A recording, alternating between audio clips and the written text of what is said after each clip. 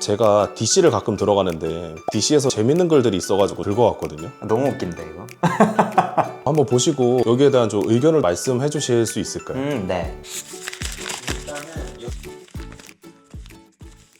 30대 남자분이 쓰신 것 같아요. 눈에 딱 보였던 게 여기 피부는 80%가 유전이고 재능이다. 이건 인정해야 함. 이거는 맞는 말 같아요. 피부는 80%가 유전이다. 80%는 좀 많고요. 60에서 70%는 유전인 것 같아요. 요즘은 피부 시술도 많이 좋아졌고 화장품 사용하는 것도 피부 별로 사용할 수 있는 것들이 너무 많이 나와서 이런 걸로 커버가 되는 것 같거든요. 제 생각에는. 어쨌든 유전이 한몫하는 것 같아요. 제 친구는 세안도 제대로 안 하고 얼굴에 바르는 것도 별로 없는데 피부가 애기 피부 같아요. 어머니도 그렇고 아버지도 그랬대요. 그런 걸 보면은 타고나는 게 중요하다. 여기 두 번째 보면은 여드름 관리법, 이소티논이랑 로아큐탄을 먹거나 항생제를 먹거나 이렇게 관리를 해라. 두 개 다 6개월 정도 장기 복용하고 잠시 쉬어야 함. 1, 2년 계속 먹으면 간에 너무 안 좋고 항생제는 내성 생김. 반은 맞고 반은 틀립니다. 여드름을 관리할 때 저는 약을 무조건 먹어라 라고 하지는 않아요. 여드름이 어떤 정도냐에 따라서 충분히 연고나 스팟 케어만 해도 도움이 되는 경우도 있고요. 여드름이 너무 심하면 아무리 좋은 연고나 기초 케어를 제대로 해도 안 되는 경우가 있기 때문에 그런 경우는 약을 먹어야 되고요.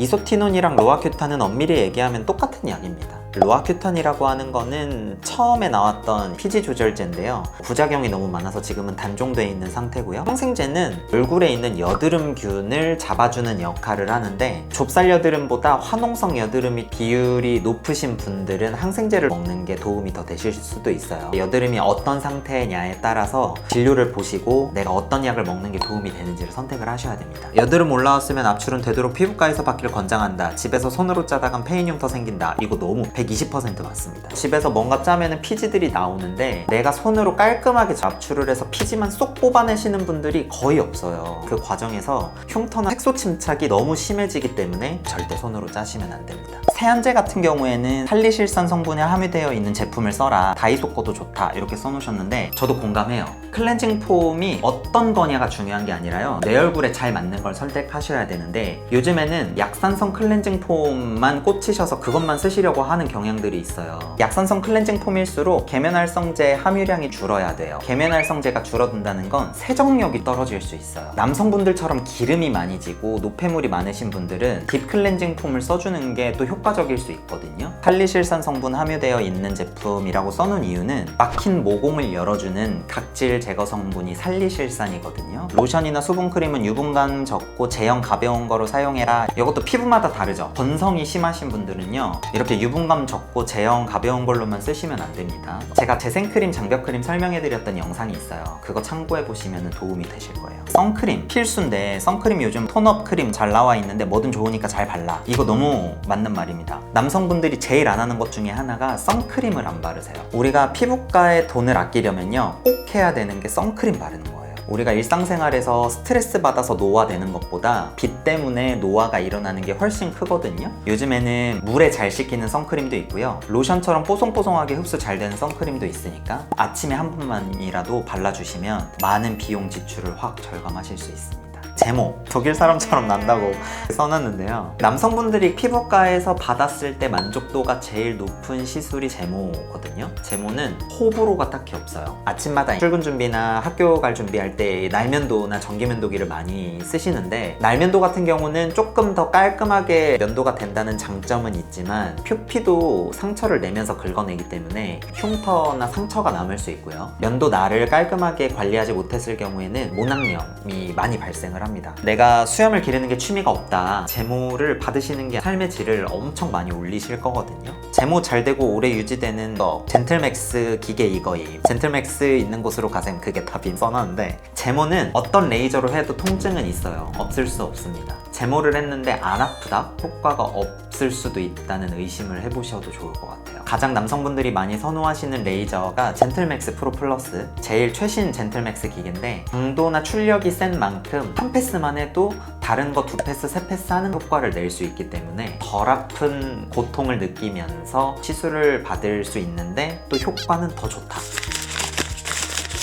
눈 밑 다크서클 지방 시술 추천 좀 해달라고 하셨네요. 이쪽 눈은 살짝 볼륨이 꺼진 느낌, 다크서클이 심하지는 않고요. 이쪽은 볼륨이 살짝 튀어나온 느낌. 아래 사진 보면 위에보다는 다크서클이 좀 더 도드라지게 보이죠. 눈 밑 고민을 가지고 오는 분들이 남녀노소 불문하고 좀 많으시거든요. 유형을 좀 나눠서 말씀드릴게요. 첫 번째처럼 다크서클은 없는데 눈 밑에 볼륨이 별로 없으신 분들은 두 가지 중에 하나를 고려하시면 됩니다. 눈 밑 필러나 바이오 스티뮬레이터 제품들, 이런 걸로 깔끔하게 해결을 할 수 있어요. 만약에 내가 눈 밑이 볼륨이 없는 게 아니라 살짝 눈앞이 좀 튀어나와 있다고 하면 그건 어쩔 수 없이 성형 수술의 도움을 받으셔야 돼요. 우리 눈 밑에는 아이백이라고 하는 지방 주머니가 있는데 그 아이백의 탄력이 유전적인 요인도 있고요. 시간이 지나면서 탄력이 떨어져서 앞으로 튀어나오는 것도 있거든요. 그 안에 지방을 정리를 해서 재배치를 해주거나 과한 경우에는 지방을 제거를 해줘야 되는데 성형수술을 받으시는 게 답이긴 합니다. 아래쪽 보면은 볼륨도 없으면서 다크서클도 있어요. 눈 밑에 피부가 다른 곳보다 좀 어둡게 보이는 걸 다크서클이라고 하는데 눈 밑 피부는 다른 얼굴 피부보다는 조금 얇고 눈 주변에는 혈관이 많기 때문에 그게 비치거든요. 피부가 유난히 얇으신 분들은 더 많이 파랗게 보이기도 하고요. 그냥 눈 주변에 색소 침착 때문에 톤이 어두우신 분들이 있어요. 알러지나 비염 심하신 분들은 눈이 가려워서 습관적으로 긁으시는데 그런 것 때문에도 다크서클이 생길 수 있거든요. 원인이 무엇이냐에 따라서 해결을 할 수 있는데요. 첫 번째로는 아이리쥬란 눈 주변에 맞는 스킨 부스터 시술이 있어요. 톤을 좀 밝게 하는데 도움을 주는데, 아니면 슈베록 아이처럼 눈 근처에 시술할 수 있는 눈가 바이오 스티뮬레이터 제품들로 개선을 하실 수가 있습니다.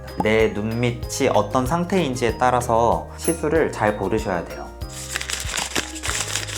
2년 넘게 안 사라지는 붉은기는 왜 그런 거냐. 근데 보면은 지금 피부가 패인 흉터의 흔적은 없는데 여드름이 아직도 나고 있는지 일단 그게 제일 궁금하고요. 만약에 그 여드름이 안 나는 피부고 트러블도 없는데 얼굴이 붉기만 하다고 하면 사실은 홍조겠죠. 홍조 같은 경우는 원인이 정말 여러 가지 있어요. 어떤 생리적인 반응 때문에 일어나는 홍조 증상이 있고요. 어떤 질환 때문에 생기는 홍조들이 있거든요. 대표적으로 지루성 피부염이나 주사성 피부염 같이 내가 피부가 어떤 상태고 불편한 게 뭐가 있고 종합적으로 고려했을 때 뭐 때문이다 라고 하는 답이 나오거든요. 그래서 사실 이것도 혼자 고민하시면 안 되고 피부과에 방문하셔서 진료를 좀 보시는 게 좋습니다. 트러블이 좀 났었는데 지금은 안 난다, 그냥 붉은색 색소 침착인 거기 때문에 이런 경우에는 그냥 토닝 시술 조금만 해줘도 금방 좋아질 수 있고요. 만약에 얼굴 따갑고 가렵고 다른 증상들을 동반하면서 얼굴이 빨갛다고 하면 약을 사용하셔야 됩니다. 일단 병원으로 먼저 가셔야 될 것 같아요.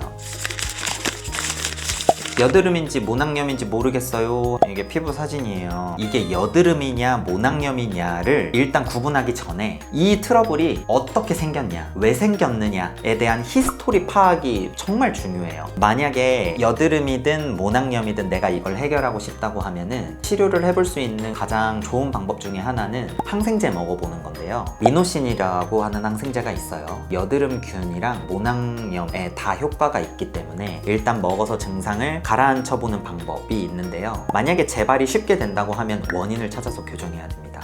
제 생각에는 여기 턱 부분은 살짝 모낭염처럼 보이거든요. 모낭염이랑 여드름이랑 구분하는 방법이 빨가면서 하얗게 고름이 찬 여드름들이 있어요. 모낭에서 염증이 생겨서 고름이 생겨 있는 상태인데 이런 경우는 모낭염일 가능성이 조금 높습니다. 여기 자세히 보면 얼굴에 좁쌀 여드름도 좀 많아요. 좁쌀 여드름들이 시간 지나면 여드름균이 감염하면서 화농성 여드름을 만들 수 있거든요. 화농성 여드름이든 모낭염이든 생긴 모양이 좀 비슷하기 때문에 일반 사람들 같은 경우는 이거를 구분하기가 쉽지 않아요. 그래서 일단 병원 진료를 먼저 보시는 게 좋을 것 같아요.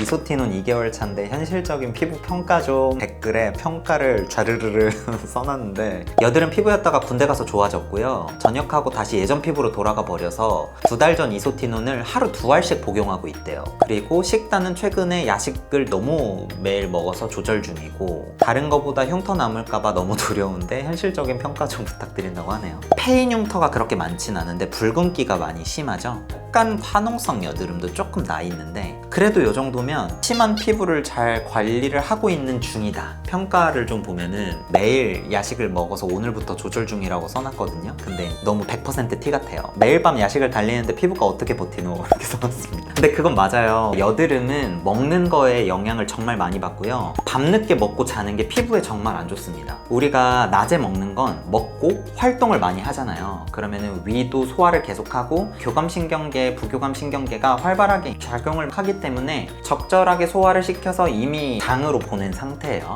근데 밤에 늦게 먹고 누워서 자버리면 위에 음식물 쓰레기가 들어가 있는 상태에서 자버리는 겁니다. 그러면 피부에 좋을까요? 당연히 안 좋겠죠. 운동부터 시작하고 식습관부터 고치세요. 흉터남은 바로 치료해야 회복 가능하다. 나중에 곰보쟁이 된다. 지금 이 상태만 보면은 손으로 쥐어 뜯거나 짜거나 그러지 않는다고 하면은 패이진 않을 텐데 패일 수도 있어요. 화농성 여드름을 제때 빨리 안 가라앉혀주면은 괴사가 일어나고 깨끗하게 재생이 못 되면 패일 수가 있어요. 염증이 심하다고 하면은 빠르게 피부과 가셔서 진료 보는 게 좋고요. 사실 이런 붉은기는 레이저 토닝 조금만 받으면은 금방 좋아지는 상태입니다. 35살 주야 교대 근무하는 공돌이인데 피부 이 정도면 뭐부터 해야 됨? 관리 그동안 1도 안 했고 거울 보니까 현타 와서 관리 시작하려고 하신대요. 모공이랑 흉터 위주로 봐달라고 하시고 피부과 가서 호갱 안 당하고 가성비로 조질 수 있는 시술 추천해 주시면 감사하겠다. 댓글에 레이저 제모 먼저 시작하자.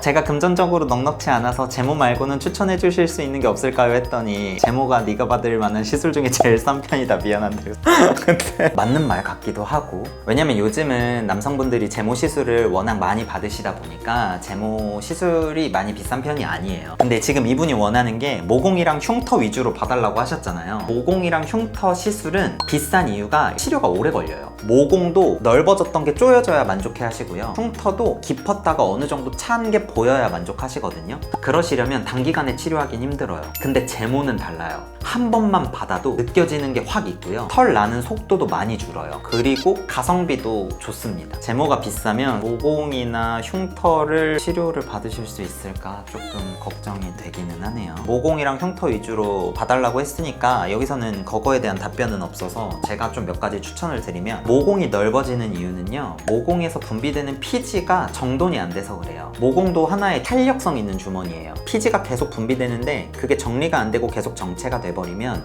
모공도 점점 늘어나요. 모공에 있는 피지를 좀 주기적으로 정돈만 잘 해줘도 늘어나는 모공을 막고 조일 수 있다. 대표적인 가성비 있는 시술이 아쿠아필. 쉽게 얘기하면 모공에 쌓여있는 피지를 물 청소를 싹 한 다음에 수분을 쫙 채워주는 시술이에요. 모공이랑 흉터를 좋아지게 하려면 상처도 내면서 재생을 시킬 수 있는 그런 시술들이 좀 필요한데, 금전적인 기준에 맞을지는 잘 모르겠습니다만 추천은 드릴 수 있으니까 그런 시술을 좀 고려해 보시는 게 좋을 것 같아요.